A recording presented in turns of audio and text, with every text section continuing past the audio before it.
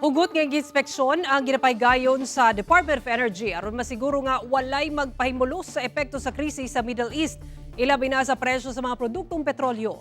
May pagula og price range ang ahensya aron walay magpasulabi og saka sa presyo.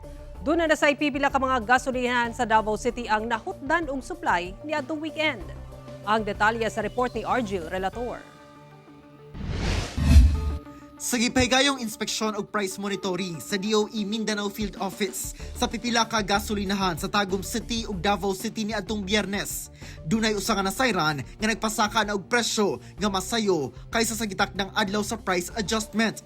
Gipabalik ang presyo sa milabay nga semana aron masunod ang saktong schedule sa price movement.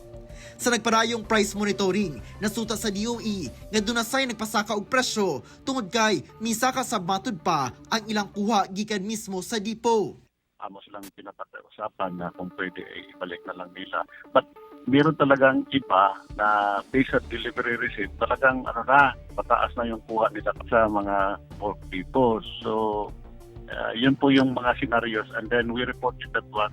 So we will be waiting for further instruction on how to handle such mga scenarios. Gibutyag matud pa sa maong gasolinahan nga malugi sila kung dili upasaka og presyo kay mitaas na ang presyo sa ilang kuha sa depo pa lang. Pero uban mo raog ino na lang nga mo stop and then may sa report no sa feedback sa mga staff and then ang uban gyud nagbagot po lagi malugi man taani so dahil na option nga dili lang usa so nga dili sa sila baligya at lower price kasi malugi talaga sila.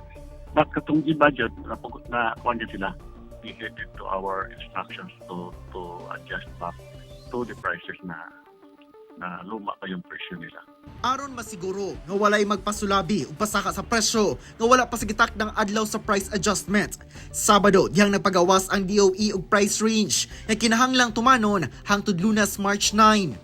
Ang gasoline, research octane number o RO 97/100, dili dapat mulampas ang presyo sa 76 pesos and 50 centavos matag litro. Ang RO 95 dapat dili mulampas sa 71 pesos and 4 centavos. Ang RO 91 dili dapat mulampas og 64 pesos and 70 centavos. Ang diesel dili dapat mulampas sa 66 pesos and 59 centavos. Ang Diesel Plus dili dapat mulampas sa 74 pesos and 81 centavos. Kerosene dili dapat mulampas og 99 pesos and 89 centavos.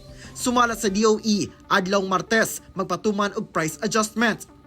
Sa pagpanubay sa GMA Regional TV sa pipila ka gas stations sa Bangkal, Ulas, Katalunan Pequeño ug Buhangin sa Davao City Domingo sa buntag na matikdang haom sa gitakda nga price range sa DOE ang presyo kada litro sa diesel o gasoline. Apan kining gas station sa Ulas nahutdan og supply sa diesel Domingo sa kadlawon. Ang diesel ang jud among ginabalibaran karon, pero sa gasolina okay man kay naman may product. Huwag kong kuandre is most usually na mga kuan is mga PO na mo, dahil mga prepaid. Mula dyan kuan na mo sir, kaya ano mong nila is tag 100 liters, 160 liters. Mula dyan ang makuan mo ay dali lang ang mahurot ang diesel diri sir. Magpaabot pa kuno sila og abiso sa pag-usab sa presyo. Same lang gyapon sir. Wala pa may advice pud sa mo kung magsaka ba may ugma. Samtang kining gas station sa Katalunan Pequeño, ginabalibaran sab ang magpakarga og gasoline sanglit Sabado sa gabi pa lang hurot na ang ilang supply. Diesel na lang ang nabilin. Ginakontrol na gani daw nila ang mga magdala og galon. Wala may supply karon sa regular ug sa premium. Ang gabi nahurot siya regular tapos ganina premium ang nahurot ganina. Anong paspas na hurot ma'am? O usually ang anigid mahotdan gid mo dinhi? Dili sir karon lang ni mas barato man ko daw diri sir.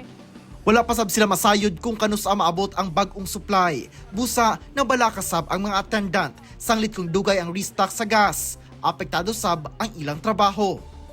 Kauban si Melchor Awing sa kamera. Ako si Argil Relator. 1. Mindanao.